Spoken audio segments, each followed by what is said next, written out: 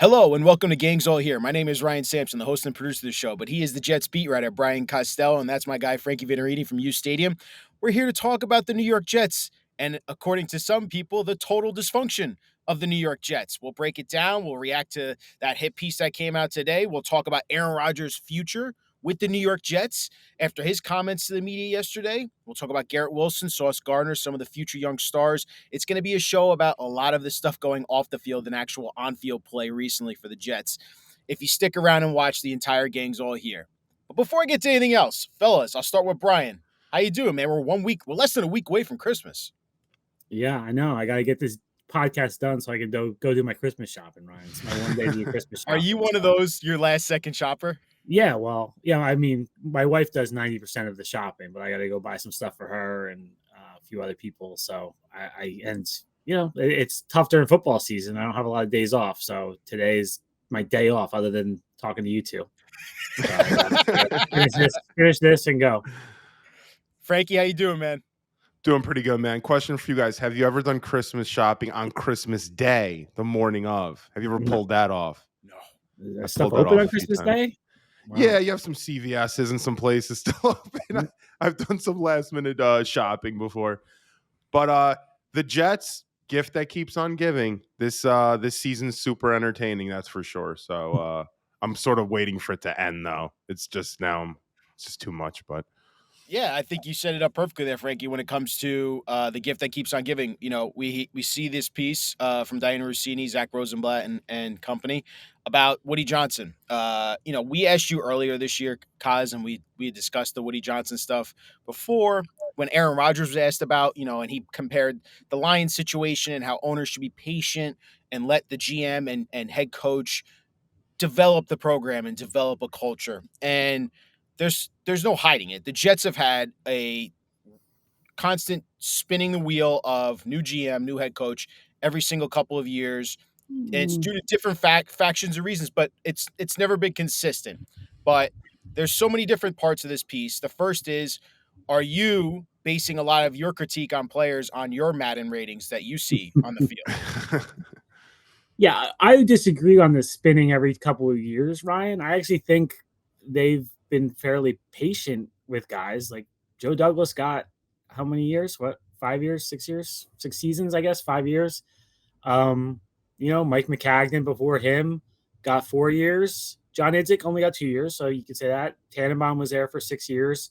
Coaching wise, really, other than Gase, everyone's had a decent run. I did not agree with firing Robert Saleh after 5 games. I thought he deserved this whole season, but it's hard to make a case that Saleh, didn't get patience in terms of the number of years. So the Giants have gone through more turbulence in terms of coaches and GMs, I think, than the Jets in recent years. And you look like a team like the Browns, they were doing that. So I don't think it's been like every 2 years they've been firing someone. I would disagree with that premise. But, in terms of the story, like I'm not going to critique their reporting too much, but I'll just tell you like what I've heard and known. Like at the time of the Judy trade, I was told by somebody I trust a lot that the Jets offered a draft pick. I can't remember if it was 4th or 5th round. It was a day 3 pick and Alan Lazard.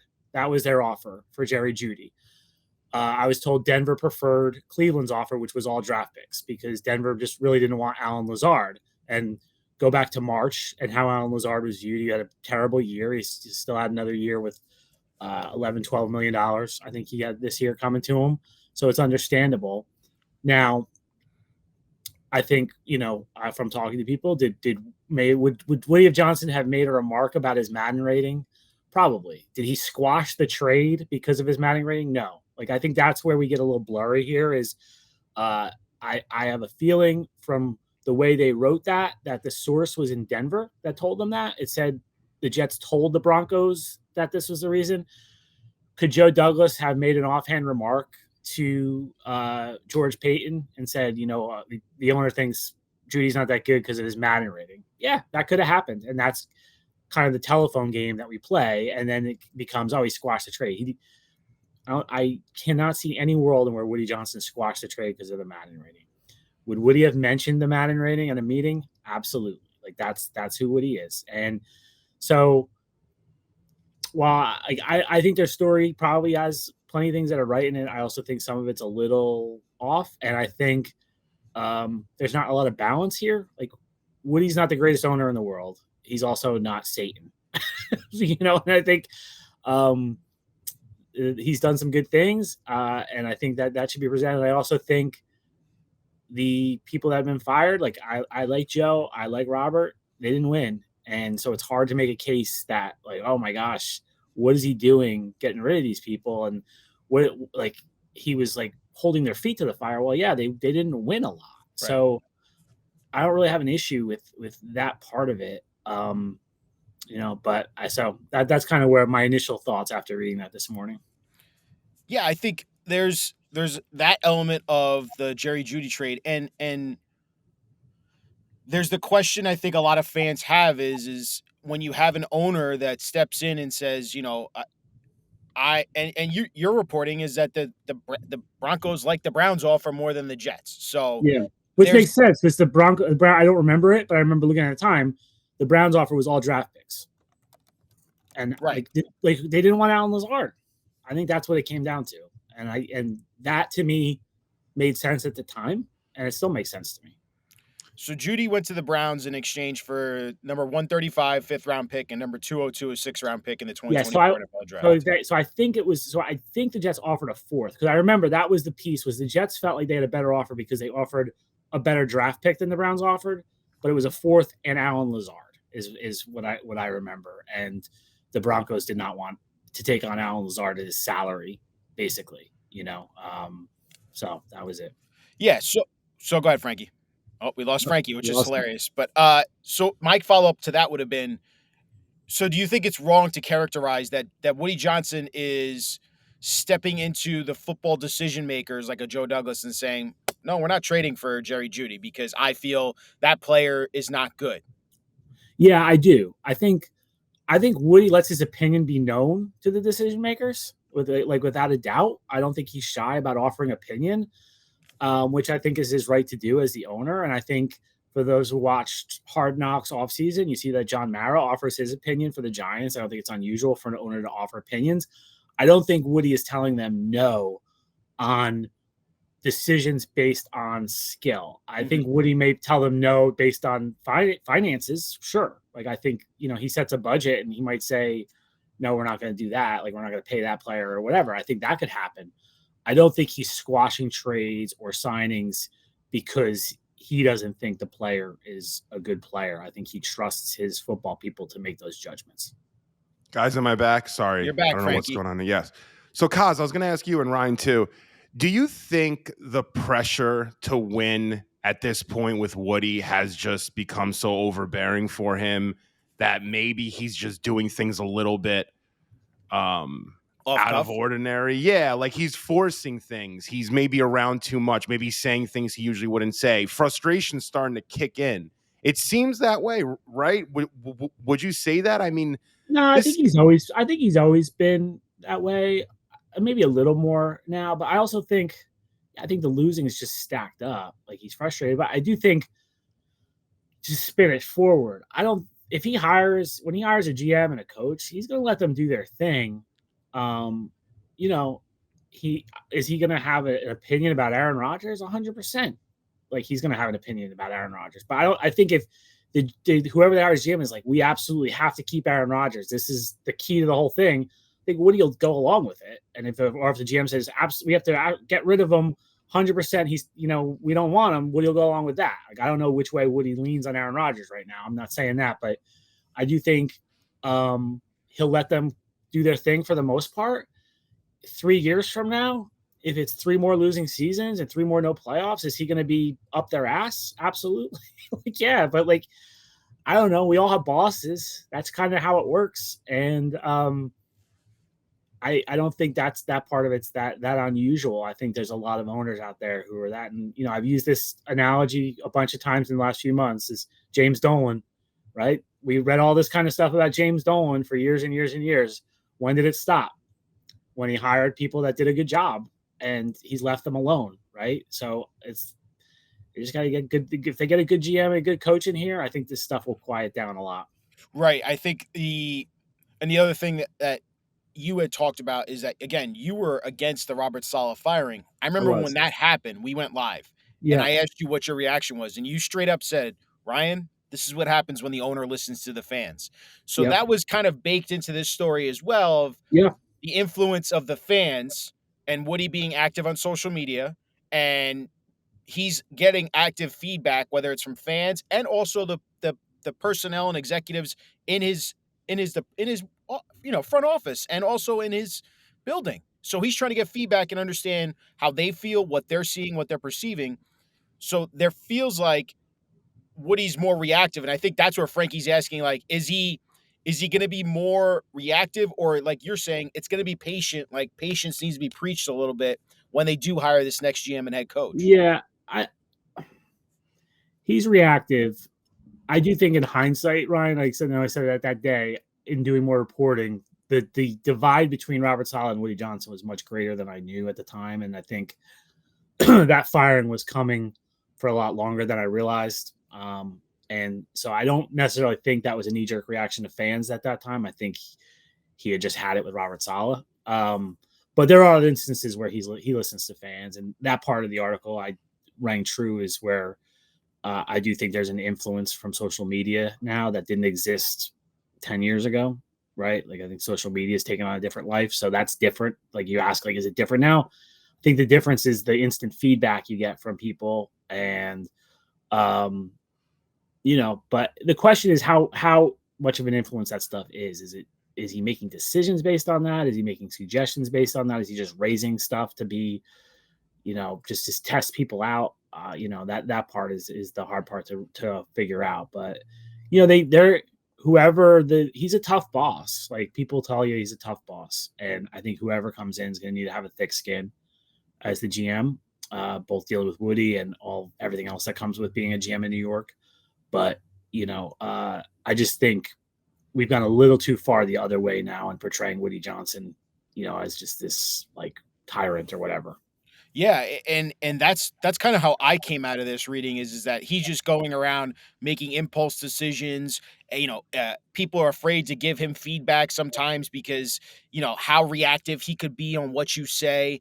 The other thing that I think is an element that even the Post is writing up about is his sons. His son's influence. Now we know that they're a little bit older, and they are on social media. Do you believe that part about how much the sons have influenced Woody and what his decision making is as well? Or is It's that tough. careful? It's tough. It's It's tough. careful. I mean, I've heard that stuff, but here's the hard part when you're writing stories and talk. Like you have to evaluate the sources and what if they have agendas or anything. There's a lot of people with agendas against Woody Johnson right now. He's fired people this year. There are people who know they're going to be fired in 3 weeks, right? So there's a lot of people right now who have an axe to grind with Woody Johnson and might be going overboard. Do the Suns have influence on him? Sure. Like I think anyone who has kids knows, and especially for those of us who are older and I have a teenage son, like they tend to know more about like what's going on social media and stuff than we do. So, you can hear that stuff.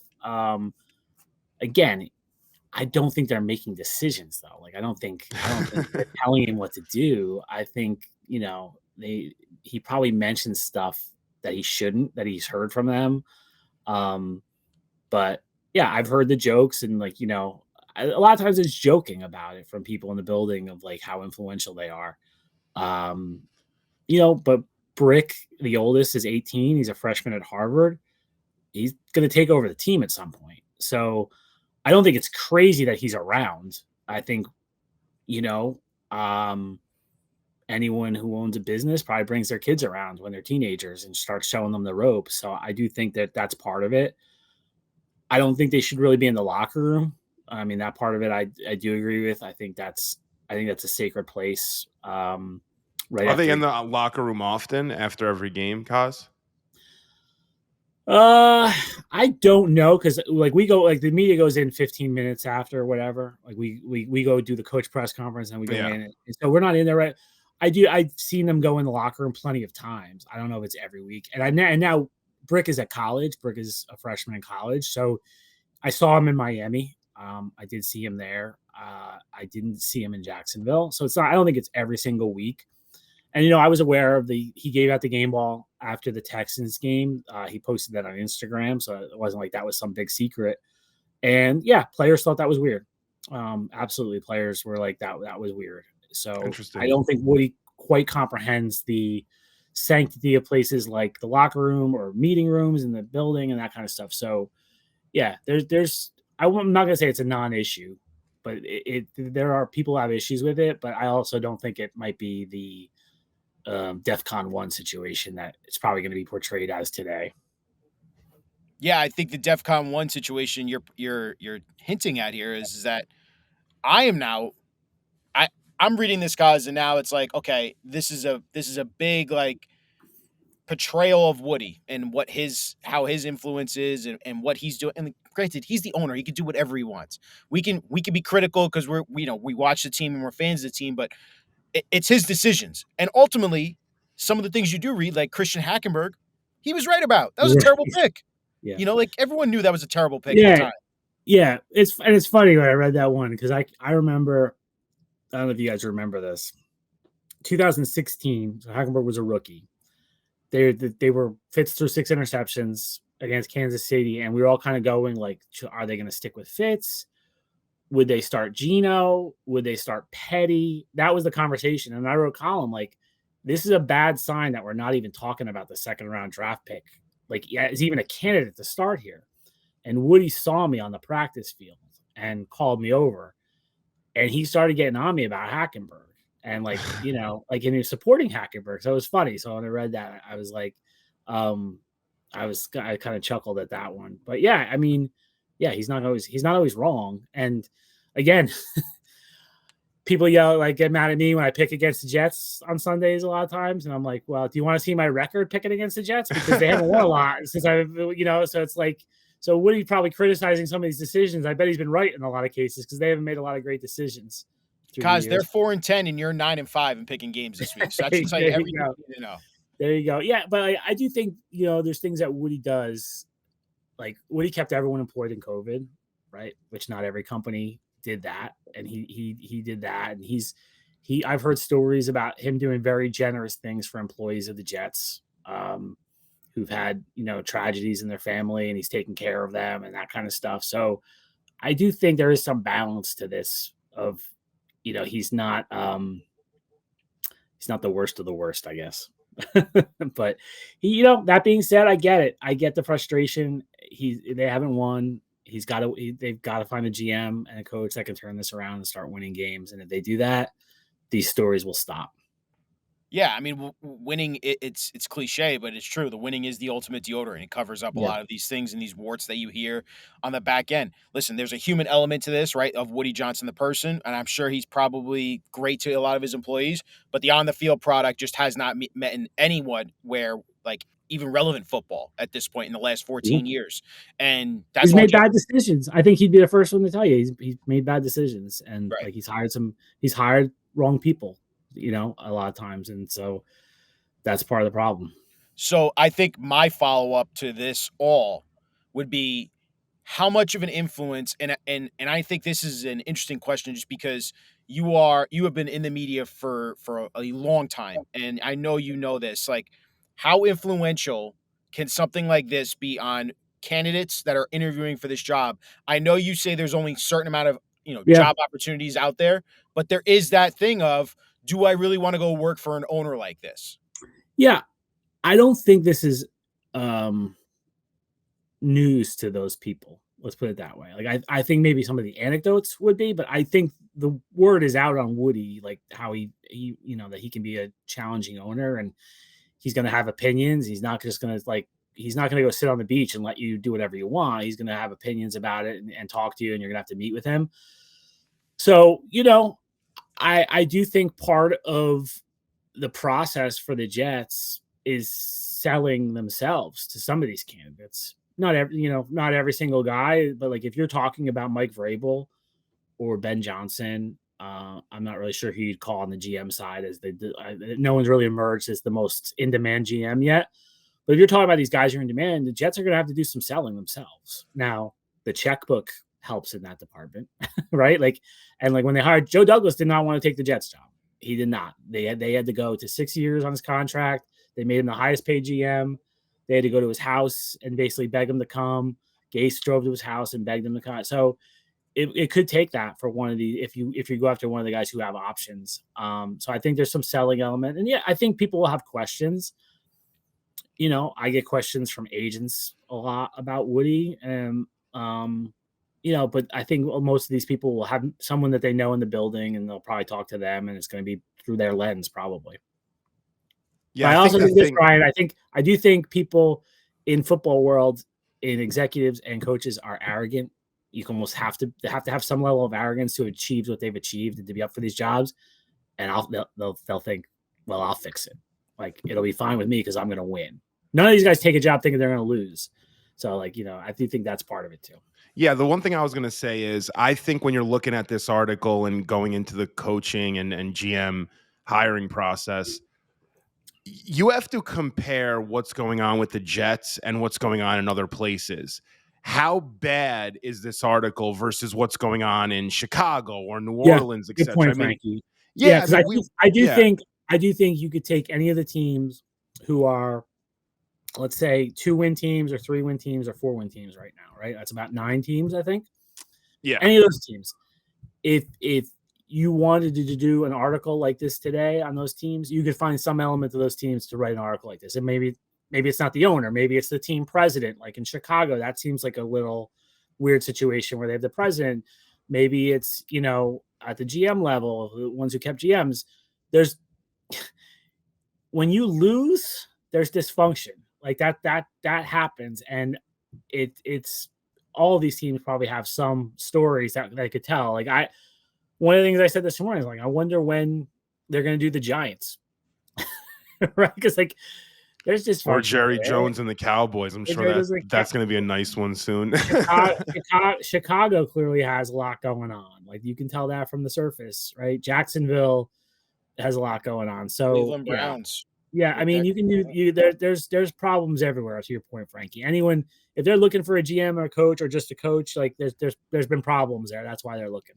Yeah, I just think, in this New York market, obviously we're the hot, it's the biggest, stories always just because it is New York, but it's also the longest playoff drought in professional sports. So it's going to be highlighted even more to the fact, and it's going to be punctuated in the way people write about the Jets. And they're always going to be the butt end of the joke until they finally win, and if they can win.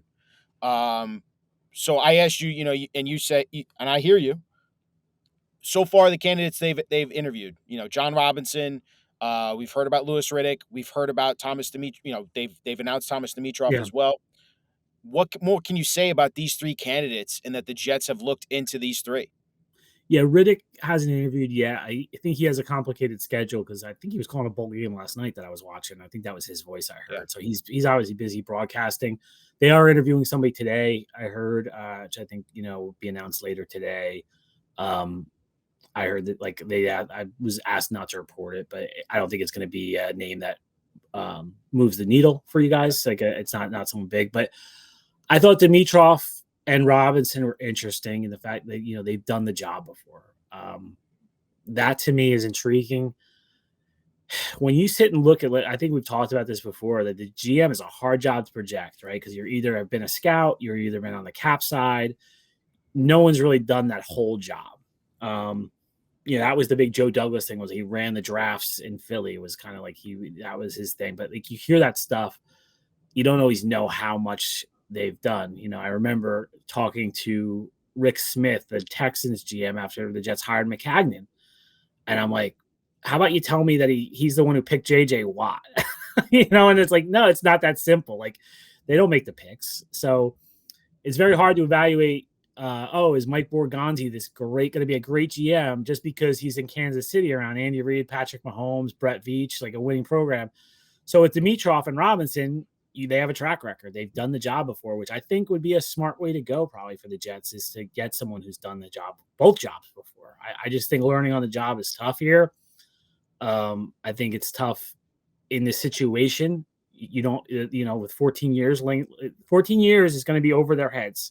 That's a hard part for people that they come here and they're like, well, I wasn't here. It was sort of like the Aaron Rodgers answer in Right. Miami. I remember like someone asked him like about the play. He's like, well, I've only been the starter for 1 year. And I've heard that before from like mostly coaches. And they're like, well, why am I being blamed for what happened in 2014? But like, that's the way it is here is once things go south, we start talking about the drought. We start talking about, the butt fumble, the fake spike, the mud bowl, like everything comes up of the Jets history. So it's hard to be a first timer here, I think, doing that. So I do think that's attractive. And I think Dimitrov really is the one that interests me the most. I thought, like that team was good. They were as close to winning a Super Bowl as you possibly can be without winning a Super Bowl. He made the Julio Jones trade, which was a big splash. Matt Ryan was a good pick. He made a lot of other good picks. They're all going to have misses, but I don't know. I thought his record was interesting. What did any of these guys jump out to you guys? Yeah, Dimitrov, the fact that, and both Robinson and him came from the Patriots organization as former scouts, so that's interesting.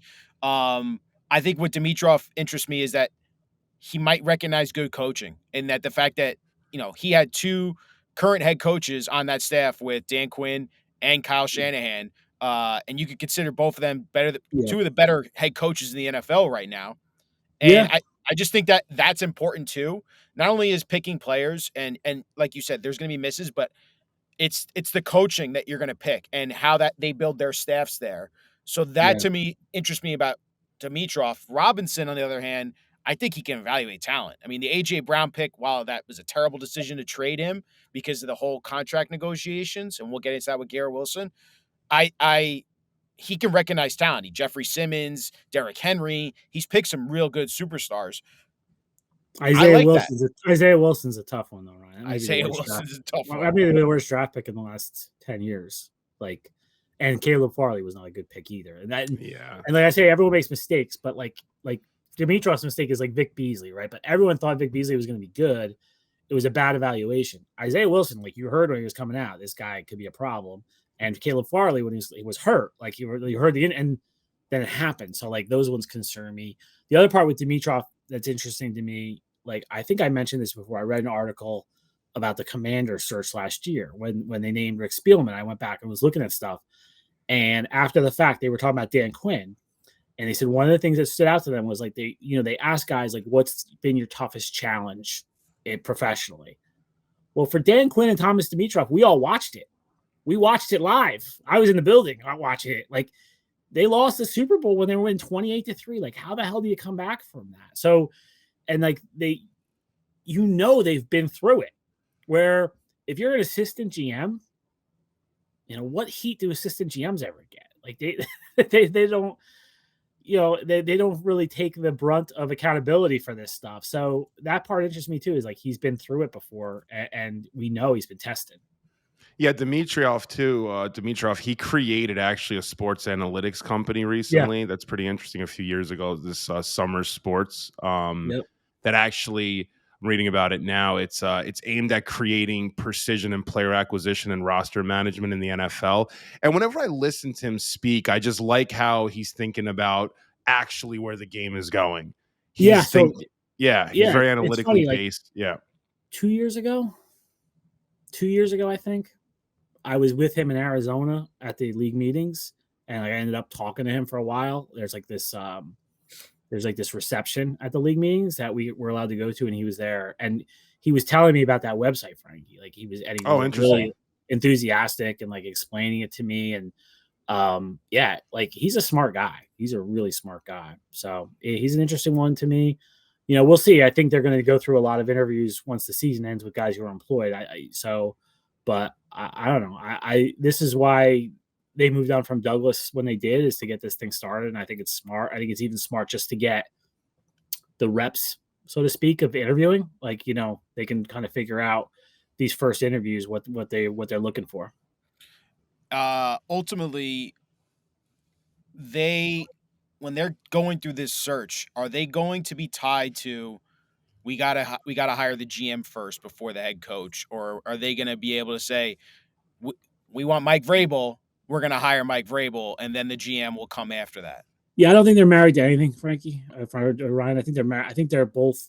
I think that could happen.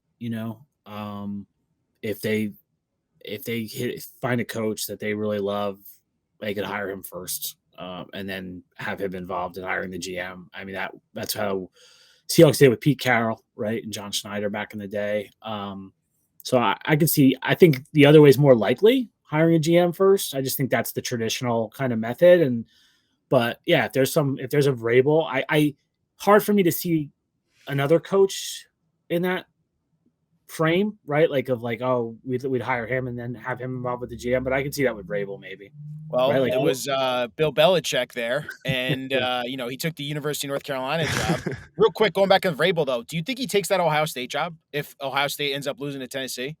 I have no idea, but I mean, I can't understand why you'd want a college job if you can get an NFL job at this point with everything, the landscape in college. I mean, like you see what's going on right now, where players are transferring as the playoffs are going on, and that seems like a lot to manage to me.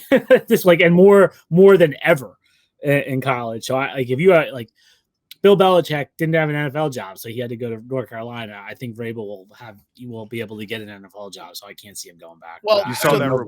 You saw that report really quick last weekend. So Belichick said, he didn't say, but the report was that he reached out to the Jets to see how that was going with the search for the head coach opening. I find that hilarious in the fact that this man has gone on a world bashing tour of the Jets. He's never been afraid to show how much he hates the Jets and has disdain towards Woody Johnson and the franchise. And yet you still have the gall to reach out to them and go, oh, you guys have an opening? How's that going, by the way? Yeah, I reported that on Saturday and like others did, and I talked to a lot of people. I mean, I think it just shows how desperate he was, that there was nothing doing in the NFL, and he was trying to see. I imagine he made the same phone call to the Chicago Bears and the New Orleans Saints, and I imagine he called a few other teams that don't have quite official openings yet, and to see if he was going to have an NFL job that he could go to. But the Jets told him, basically, I think the Jets would have interviewed him if he was around in January, but they're not there. They weren't there yet, or maybe even late December. They were. This was not now. This was 2-3 weeks ago. I think it was the call and it was the call to Mike Tannenbaum, and he was told there was just very early in the process yet, so they weren't ready to interview anyone yet. So and he obviously took the job offer he had from North Carolina. I told Frankie this. I see teams are just I don't want to give the total keys of the kingdom over here to Bill Belichick. And I know you're saying it's early in the process. It's not, the Belichick factor does not intrigue me if I were an owner of a team. I think there's a few things. I think his age plays into it, right? Because I do think, how long is he actually going to coach your team? I think the keys to the castle is definitely a part of it. Is he going to want total control? He's got a bad reputation in terms of being tough to deal with. Kraft made basically a documentary about it, about how hard he was to deal with.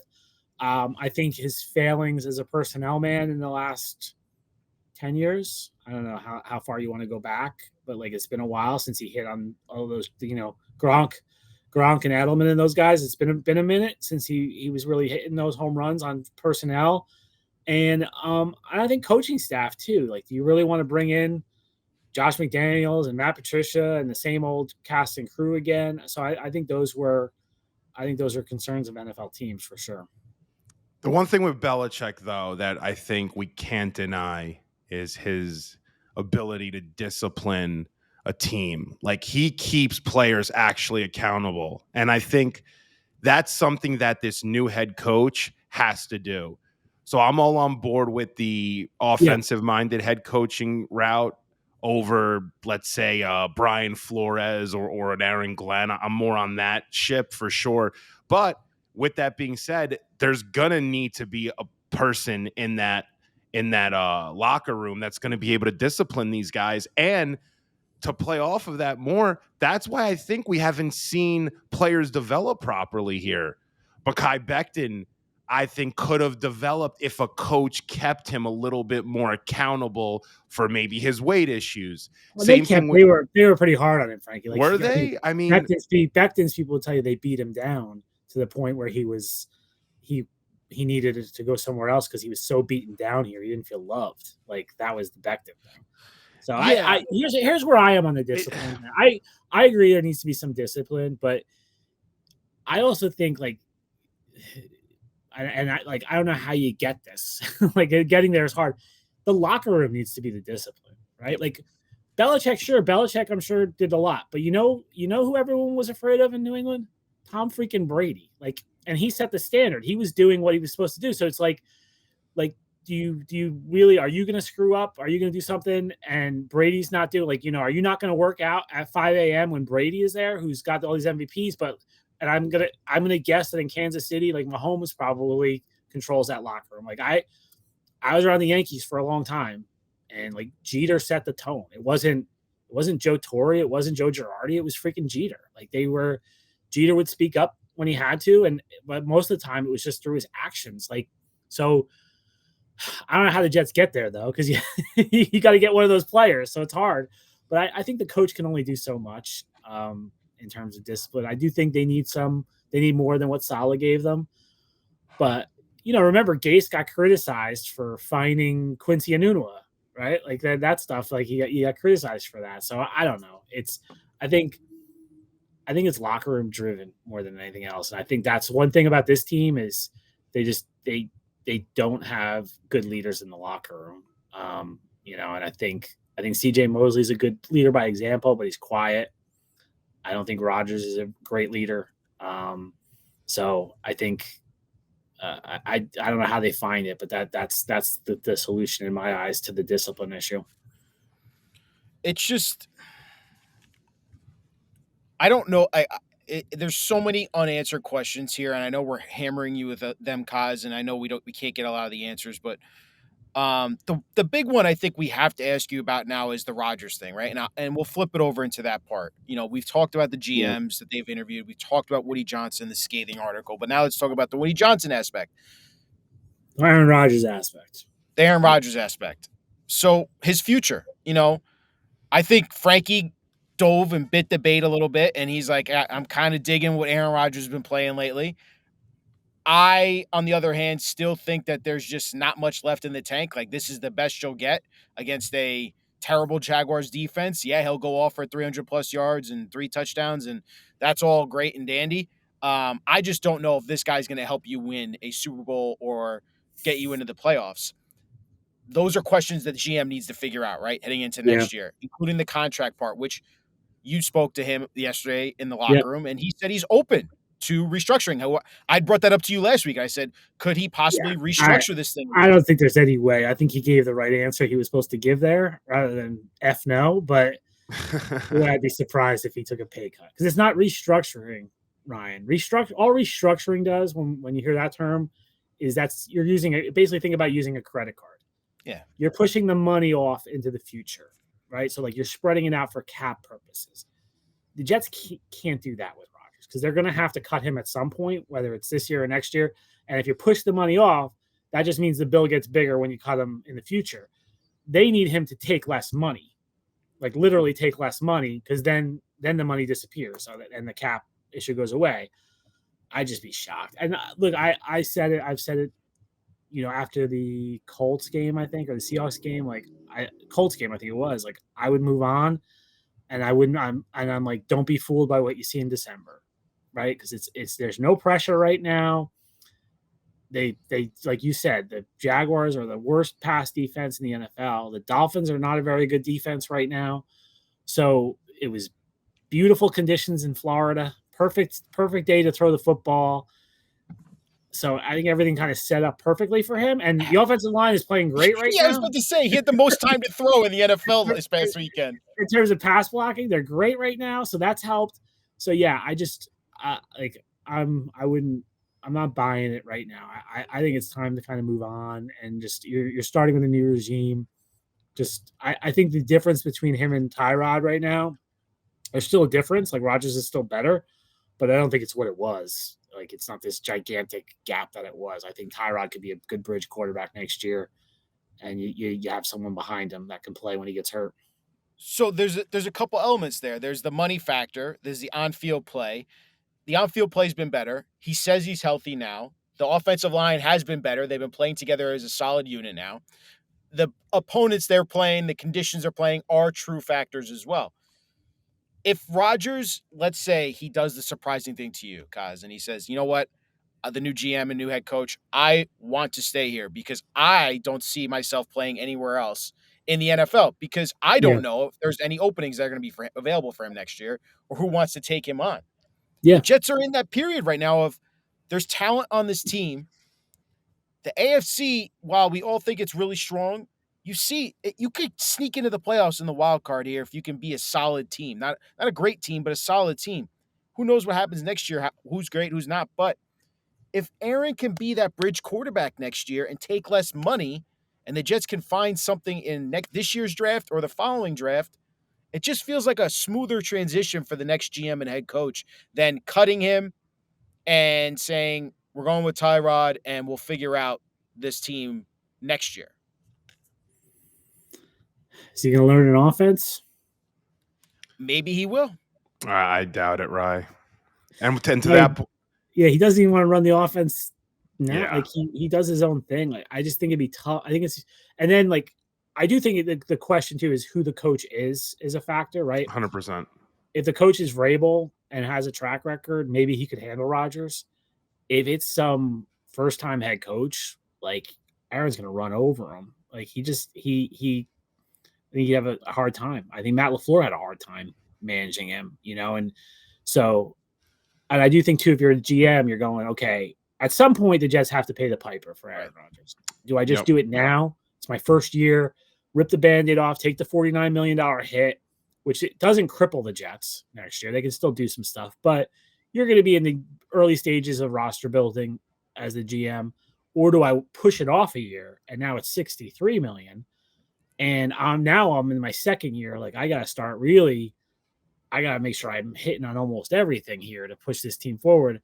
I just think it makes a lot of sense just to move on this year. I get what you're saying. Like he might be able to get you to, get you to playoffs and be a better team, but it just feels like a breaking point to me. Well, what I was going to say is I think that now that his value's increasing as the year's, ending, I think there's potential to move him, to trade him. I think when Rodgers gets into the offseason, maybe Tomlin gives him a call. Maybe there's an owner out there that looks at Aaron and says, look at the dysfunction that he's coming from. He played really well the last 4 or 5 games. We might be able to, kick the tires with him and have him be here for a year. I think that's possible. And I don't think enough people are talking about that. We save $9 million in cap next year if we trade him. It's not that much, but it's something.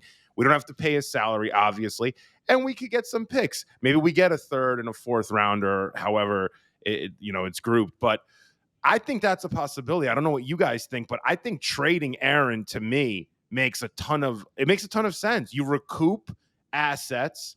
He can move on. I don't see it's better than cutting him, right? Because you're getting something back. Yeah, I'd be surprised if they could trade him, but I guess there might be a scenario you're not seeing. I've heard San Francisco, if they don't pay Purdy, like would Kyle go okay, and that would Aaron would love to go there. That's for sure. Close to home, and they've got a good roster. So I don't know. I mean, I think the writing's gonna be on the wall, Frankie, that the Jets are out on him if we get to that point. So the teams are just gonna be like, oh well, they're gonna have to cut him anyway. But who knows? True. You don't know how the offseason is gonna go. I guess there could be a scenario where they could trade him. Yeah, I think that would be great if they could get something for him. But to me, more likely is I just see the scenario where he's getting cut right before the combine. And, oh wow! And the Jets are turning the page at the combine. Like I think the Jets are gonna want to turn the page. I just do. He's a lot too. He brings a lot with him. I like him. I people ask me all the time. I like dealing with him. He's very respectful. He's funny. He gives us great content every week. So to me, I like him. But I do think the McAfee stuff wears on people. The vac stuff wears on people. He always seems to be in a fight with someone, whether it's Jimmy Kimmel or Ryan Clark or whoever. Like there's just always a battle going on. And I think that wears in the locker room a little bit, and it wears on people in the building. So I do think there's a lot to him that's tough if you're the coach. The The guy who really is intriguing to me more than Aaron is Devontae now. Like, do you find a way? I don't know if he's going to want to come back if Aaron's not there, but do you find a way to get him back because he was freaking incredible in that second half last week. Yeah, I mean, there's no denying Devontae is still very talented and is still very good. Um, I think the question though is Rodgers going to even want to play next year? Like, do you sense that Yeah. he's going to want to play next year? I'd be lying if I tell you I could read Aaron Rodgers, but he did drop the maybe I'll be on a beach yesterday to us, and I do think it's in his mind of whether he wants to play. And I don't think I know we've talked about like, oh, is he going to want to go out with this like this? I don't think he cares. I think in his mind, his legacy is secure no matter what happens right now. So, I'm not sure, like Bill Parcells' line was always, if you're thinking about retiring, you already are. And he obviously was thinking about retiring when he went in the darkness retreat a couple years ago. So he said that. So I wouldn't be shocked if he decides to retire. Yeah, I mean, when the Jets originally made this move, we always thought 1-2 years max. I never really thought he would give us 3. It's just I'm not in love with this idea of Tyrod being the quarterback next year because this brings us again to our next part of our show. The young guys. The young guys have been here for 3 years now. That big draft class, right? Brees, Garrett, Sauce, Jermaine. These guys are real contributors. While they have maybe not have reached their full potential due to whether it's horrible offensive play calling, terrible quarterback play, bad offensive line, maybe a regression in your year 3, and then your injury for if you're Jermaine. Bottom line, though, the talent's there. Like, you've seen it. We've seen it. Like, the Jets can reach a really good potential if these guys can get maxed out with a good coaching staff and a good head coach. What is the future for these guys? We heard your colleague, Rich Cimini. He said he talked to people in Garrett Wilson's camp. They could be asking for a trade this offseason. He's going to hit probably 1,000 yards for 3 straight seasons to start his career with terrible quarterback play. I think he's talented as hell, and I don't think he's reached his full potential. So I'll start with Garrett. You wrote about it, Kaz, this week. Like, what's the future for the teams? Cuts, keeps. Bottom line, Garrett Wilson, what's his future with the Jets? Yeah, I mean, I can't predict that, but I would sign him to an extension. I would, if I was a new GM, that'd be one of the first things I would do is walk in here and figure out a way to get that done. And I think I said to you before, Ryan, that the trade demand is now part of the agent playbook. It's probably going to happen. Brace yourselves for it. But I would point to all the guys who had trade demands who didn't get traded, right? Debo had a trade demand. Ayuk had a trade demand in San Francisco. Justin Jefferson had a trade demand in Minnesota. Like it's part of the playbook. So, Garrett's the guy I would sign to an extension. Receiver contracts are going up and up and up and up. So I would just get it done. I've seen enough that I think he's going to be an elite receiver for a long time here. So I would sign him. I would probably just exercise the 5th-year option on Sauce and Jermaine. And I wouldn't do anything with Brees right now. Brees will be going last year of his contract. You could franchise him in 2026 if you want to do that. So that would be my approach right now. And then you deal with Sauce and Jermaine next year if they have really good seasons in 2025. But Garrett would be a priority for me. I would not trade him under any circumstances. I think to what you're saying though with Sauce specifically, Kaz, I think that 5th-year option, if you extend that out to him, I think that could potentially be an issue there. I could see him maybe wanting to hold out. I think he feels like he's Frankie, one of the. Yeah. Like I talked to Sauce yesterday for a while in his locker, and like he knows he didn't play well this year. Like he was told. I wrote for today. Like he said, he just wasn't having fun. He wasn't himself, and like he needed the bye week. He sort of the bye week got his head cleared. And I think the last 2 games have been his best games, Seattle and Jacksonville. So I don't think Sauce is going to go in and go, oh my gosh, I could be wrong. He doesn't strike me as that type of guy. Interesting. Yeah, I think maybe next year. I think going into year 5 is usually when guys want to get paid more. I think that could happen. I think Sauce will be all right this year. It's interesting. Do you think at his max potential, Garrett Wilson could be a top 5 wide receiver in the NFL? We've seen the decline of Tyreek Hill. I wouldn't know if I'd put him in the top 5 anymore. I mean, I know he's still really special talent-wise, but like he hasn't performed as a top 5 wide receiver this year.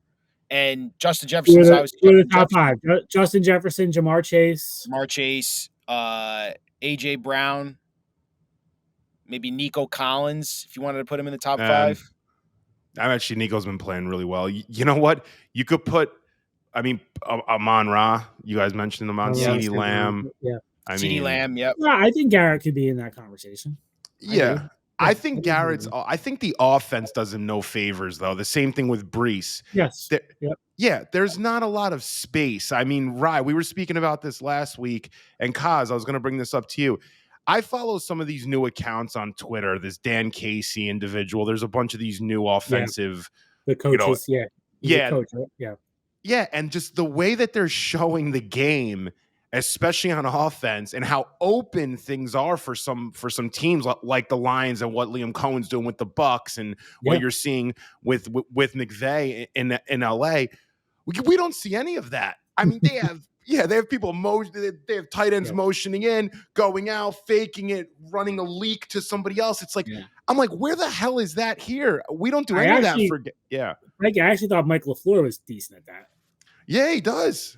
Yeah. They got rid of him. But what was the reason he was let go though? I always knew he was not to say I knew he was scapegoated for no reason. Let's be honest.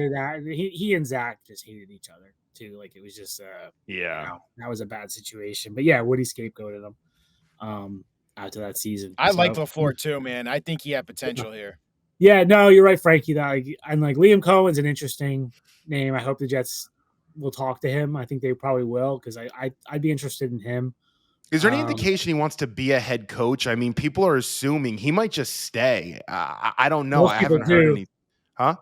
Most people do. You compare the paychecks. Most people want to be a head coach. You get the occasional, Ben Johnson didn't do it last year, but he knew he was going to be. Maybe Liam Cohen will pass on the Jets job because he doesn't think that's the place to win and go somewhere next year or something. But he's an interesting candidate.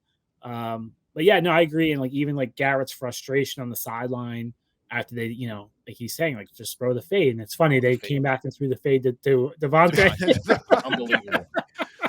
I'm like, give it to Braylon Allen, please. Yeah, I mean, they never I feel like they never have him just run a post, get him open in the middle of the field and chuck it down the field to him. I don't know.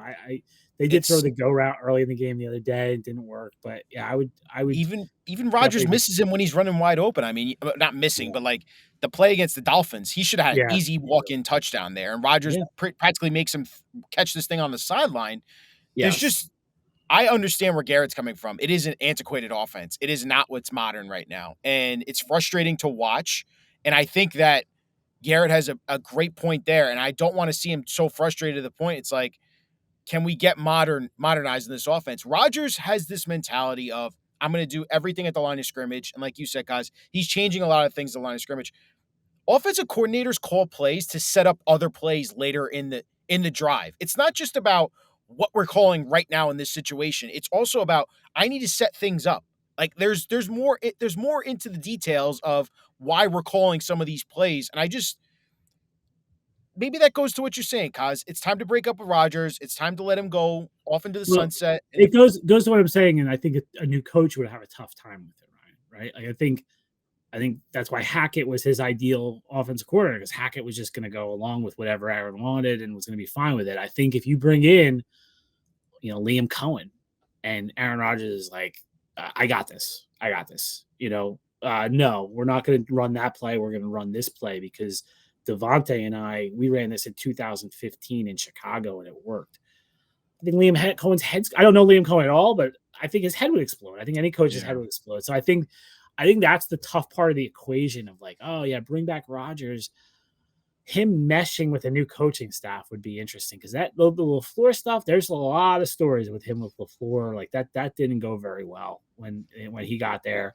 So obviously, it did win 2 MVPs though. He won 2 MVPs, yeah, which I think Aaron would say is proof that his way works. Right. But I could also argue to Aaron it's stupid what you played your football. I mean, the fact that they won that game against the Jaguars is quite possibly a miracle considering how much they botched. When you look at it, They You guys like botched the the you hell like out the of the time email. management? Did you like the time management at the end? I wanted us to be aggressive and get into 30 points. Give me a break. It's the most dumb football you could play. It's arrogant football and it's stat padding, which is what I've said to Frankie here on this show Well, multiple that wasn't times. him though. That was freaking Ulbrich That called was that. You don't think Rodgers had an influence? Hey, we're running the ball in here, first I down. don't think so. I don't think so. I think that was Ulbrich. That's Yeah. even more scary, and I'm glad he's going to be Yeah. gone here in 3 weeks as well. And in fact, that again, and I told this to Frankie, I don't think Ulbricht's any good. I think he's a linebackers coach, to be frank. I don't even know if he's that great of a defensive coordinator because I think we underestimated how much Robert Saleh had influence on this defense. Frankie's mentioned that, and I kind of agree with it now. Why do you have your third, fourth, fifth, sixth string corners playing on Brian Thomas in the slot, in the red zone, 2 straight times? And Mac Jones goes, I know exactly where I'm going with this In ball. man, by the Man, way. you don't put sauce on him. I'm Yeah. calling a I think he timeout had- if I'm I seeing think he had that, if I'm the head coach. I think he had Chuck Clark on him the first Chuck one. Clark right? was the first one. So let's put a safety over the best And they wide blitz. receiver. They blitz sauce. Yeah. What are we doing here? That's what I literally say to myself because then you have Franklin, I think his name was, on the second one. If I have Sauce Gardner, I'm putting him on Brian Thomas because there's one guy, if I'm going against the Jaguars offense, that I'm not letting me beat. Sheffield? Kendall Sheffield. Yeah, Sorry. Kendall Sheffield. There we go. There's one guy I am not letting beat me. It's Brian Thomas.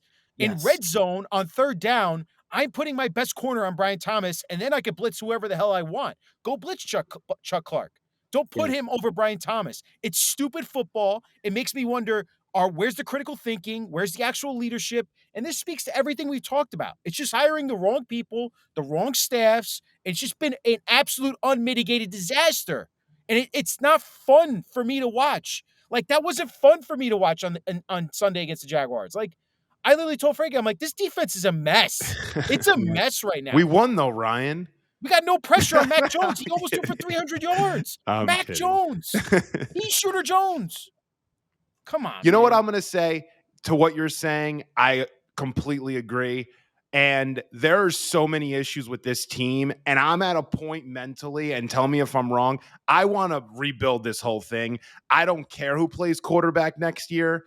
I really don't. I hope it's someone that can get us a top 5 pick in 2026. I hate thinking like that. I hate that I'm that guy or that person saying that. Oh, you're starting to tank? We're starting to tank in 2025 and December of 2024? Kaz, hear me out on this, though. If that I haven't looked at this draft yet. I'm going to dive in a little bit. This draft stinks for quarterback, man. I'm just telling you right now. Yeah, that's what I'm hearing. I want to dive in myself, but regardless, I would say yes. But in 2026, if that quarterback class, which is projected to be stacked, don't you want a seat at that table? Don't we not want to be picking 9th because we had, I don't know, Aaron or Tyrod get us to 7-8 wins again? Or 6 wins. I mean, isn't tanking, quote unquote, and I'm not saying that teams are purposefully doing it, but isn't sort of putting something so bare bones together so you are not competitive? Isn't that kind of how the Commanders ended up with Jaden, how the Texans got CJ, how the Patriots got Drake May? Like, isn't that part of the process in some way? I don't know if owners can scheme that up, or it's a very weird convo, but I do want a seat at that table in 26. I want a top 5 pick. And I don't see us with Aaron for 1 year competing for a Super Bowl. I could be wrong. So here's what I would bring up, though, right? So we could have had this conversation in 2017, right? And they go, okay, next year there's Sam Darnold, there's Josh Rosen, there's Josh Allen. Those were the 3 names you heard the year before. Baker came on that year. No one talked about Lamar Jackson. The year before, you could have had Patrick Mahomes. You could have had Deshaun Watson, which obviously the second half of his career has not been good, but the first half of his career is pretty good. Like, you just never know. You know, you never, like, people are going to say, oh, this is a bad quarterback class. I don't think we know. You know, I don't think we know. I think there could be a diamond in the rough. A few people think Bo Nix was going to be good. No, you know, and he's been good. You just don't know. So yeah, I think it's tough to plan like that, Frankie. Oh, we're going to go for the 2026 draft. Yeah, I don't know the answer. Yeah. I, Last thing But I want to say, like I being think the stuck in defense. media. I think the defense has to be rebuilt. Your rebuild question. I think the defense needs a serious rebuild. Yeah. I just, and I saw with the Knicks for years too, never having a number one or number two pick. I mean, like being stuck in mediocrity sometimes it's like the worst place to be. It's the pressure, the media market that we're in, wanting to be relevant and doing things that gets you around, you're mediocre. And Yeah. I don't know. I yeah, mean, but it's Frankie, here's my and I don't want to talk too much about the tanky thing. The Knicks didn't work out with the tanking thing. RJ Barrett was a bust. It didn't work out with going for those top picks. Like you No. don't know sometimes. And like the Jets had the number 2 pick 3 years yeah. ago. Yeah. No, I Going the know, tanking and we thing. screwed it up. I know. I want another number But, 2 pick though. But it's also like you can say they screwed it up, but who should they have taken? Right. No, I don't think Right? there was anybody else clear cut that Right. Quarterback, maybe. yes, but the talent there was Yeah, insane for yeah. that draft with Jamar Chase, Micah Parsons. It was, Penei but Sewell. like everyone wanted a quarterback. There was no Yeah. one at the time was screaming, you know what? Let's not take a quarterback. Like everyone was on board to take a quarterback. But they might not agree with Zach Wilson, but they were saying quarterback. Yeah, there's multiple ways to attack this thing, and I think the Jets have enough talent on this team where, again, you find that young quarterback that can bring you to that next level.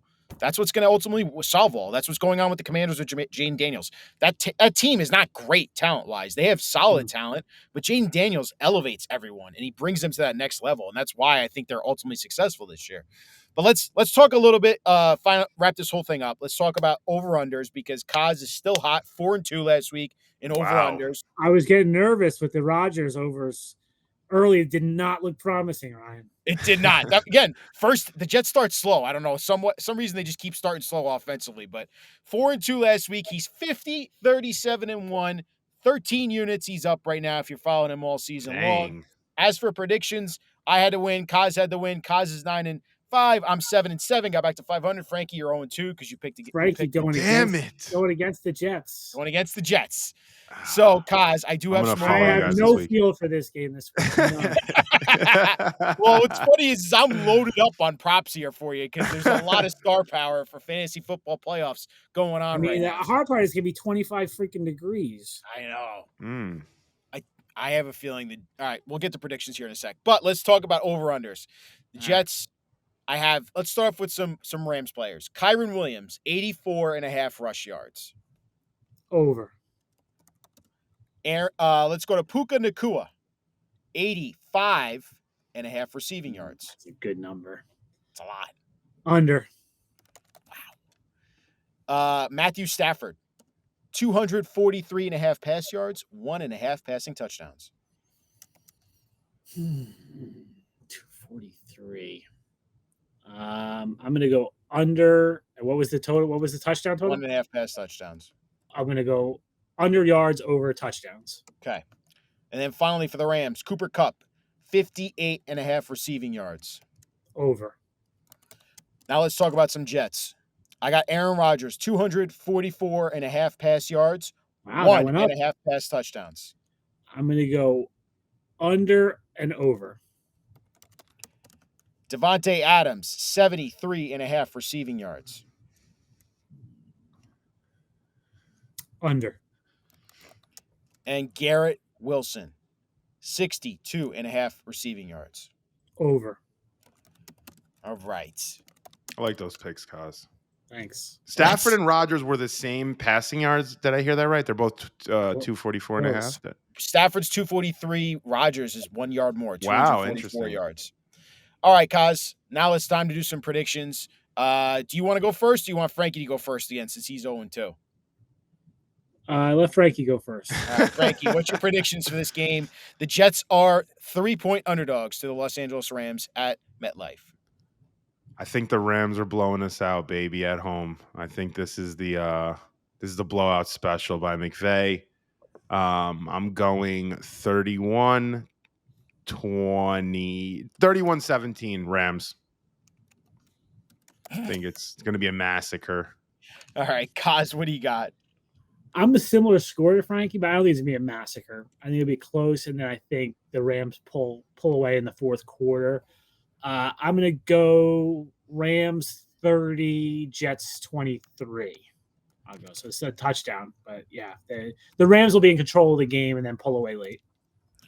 I am on the same boat with the Rams are going to win, but it's going to be a very close game. I think since they're coming across country, it's going to be a 1:00 start, which is early for them. It's going to be 25 degrees to what Kaz is talking about. It's going to be cold as hell for Sean McVay and Matthew Stafford. I'm going to pick the Rams 27, Jets 24. He always has to have 24 in the I have score, to. Frankie. Oh, he loves 24. He loves 24. My magic number. I'm All right, guys. surprised the Rams are only 3 point. I mean, I know they're traveling, they're on the road, but they have some faith in the Jets. Clearly, I mean, the Rams are 8-6. They're playing for that division. They're in the division lead. It's interesting to see that against a 4-10 team. Next week's spread is going to be interesting. Yeah, it is. Yeah, In yeah, Buffalo? for sure. Yeah. Well, I think Bills game. we'll see how this game goes. Kaz, we thank you as always for All right, reacting guys. to a lot of these stories and news because the Jets continue to give us content every single day, and I know they give you a ton of content to cover as well. And we're looking forward to seeing your coverage this weekend, man. All right, guys.